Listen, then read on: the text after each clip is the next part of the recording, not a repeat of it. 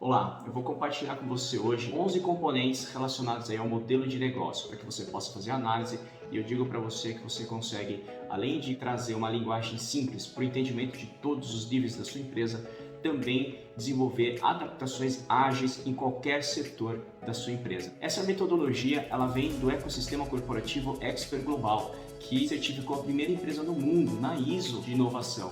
O primeiro componente é o propósito. Todo e qualquer outro componente que a gente abordar aqui, ela tem que convergir com o propósito da empresa. Seguindo aí o conceito de Simon Sinek, que você já deve conhecer, onde no círculo de ouro, o centro está relacionado ao porquê e o propósito ele está relacionado à resposta dessa pergunta. Por que você faz o seu trabalho? É a causa, é a razão pelo qual você levanta todos os dias, faça chuva, faça sol, por um objetivo. Agora, quando você identifica então esse primeiro componente, o segundo é o problema e a oportunidade, ou seja, quais são os problemas que você quer resolver para as pessoas, para a sociedade, ou quais oportunidades existem que ainda não foi explorado, ou fundindo aí os dois lados, como você pode transformar determinados problemas em oportunidades de soluções. O terceiro componente, então, entra com a proposta de valor. Se você tem um propósito claro para resolver algum problema ou alguma oportunidade para alguém, então, naturalmente, isso se torna mais fácil de você desenvolver uma proposta de valor. Um valor que realmente contribua com a sociedade. Então, é a economia, é a produtividade, é ganho de tempo, é segurança, como você pode trazer valores para esse público que você visa. O quarto componente, então, é o ecossistema. Então, hoje nós podemos gerar valores, propostas de valores muito mais abrangentes a partir aí da interação com o nosso ecossistema, com todos aqueles que fazem parte do nosso convívio, desde questões de instituições públicas que possam agregar valor para o seu mercado. Então, o ecossistema é aí um componente muito importante a ser analisado. Podemos entrar com mais profundidade a respeito desse assunto em uma outra oportunidade. Seguindo então do ecossistema, o outro componente seguinte são os processos, como você organiza e ordena as ações em cada uma das áreas. Então, desde o processo de divulgação, desde o processo de prospecção, de venda, até o processo de entrega, de armazenagem de produtos, enfim, como que funciona, como você organiza cada uma delas. E são tantas informações, então por isso o uso de tecnologias pode contribuir muito para que você inove nesse componente na sua empresa. O outro seguinte são os ativos. Quando nós falamos de ativos, é importante entender que existem tantos ativos físicos, Hoje muitos deles, uma estratégia interessante é utilizar de ativos compartilhados e não mais ter esse ativo próprio, seja de uma estrutura física, Acho que a coworking aí é um exemplo bem interessante que já vem sendo utilizado há um tempo. Existem também outros ativos, como os ativos tácitos, que a gente tem aí, que são as experiências e conhecimento que cada um de nós temos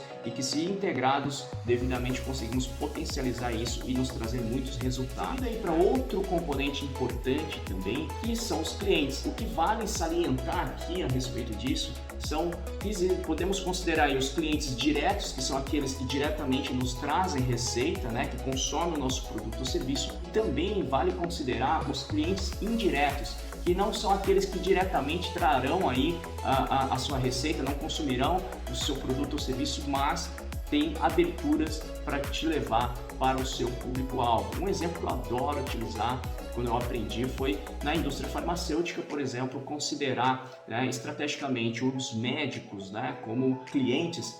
São eles que não necessariamente vêm utilizar os medicamentos, mas são eles que vão indicar os medicamentos para os pacientes. Então vale considerar isso. E quando nós pensamos então em clientes, vale considerar também a jornada do cliente. Então, falando aí, a experiência do cliente, isso faz realmente toda a diferença, porque hoje produtos e serviços estão aí em todos os mercados, vamos considerar aí, saturados, tem em todo lugar. A diferença que vai gerar realmente para o cliente não é simplesmente a entrega do produto ou serviço, mas é a experiência na aquisição e no relacionamento para obter esse serviço ou o produto. E naturalmente, então, o outro componente pós a jornada do cliente são os canais, como você consegue interagir com os canais. Eu gosto de usar sempre aquele exemplo, né, a relação do Blockbuster com a Netflix, quando você vê que o uso de diferentes canais, né, o canal presencial, o canal virtual através do streaming, né, de uma transmissão online, então você percebe que os canais são realmente decisivos, né, na forma em que você gera o serviço e a proposta de valor para o seu cliente. Por fim, dois últimos componentes extremamente importantes que naturalmente se inserem, que são custos, né, que você deve considerar, só que não só os custos econômicos, existem outros custos que nós chamamos de externalidades negativas, que é importante considerar e provavelmente faça muito sentido para você. Essas externalidades negativas são aquelas questões sociais, culturais, ambientais, sejam vamos dizer assim, um efeito colateral daquilo que você proporciona. Um exemplo aqui básico, vamos supor aí, o Waze nos ajuda muito a nos deslocar, mas às vezes pode, de repente, gerar algum tipo de risco de acidente, porque a pessoa interage muito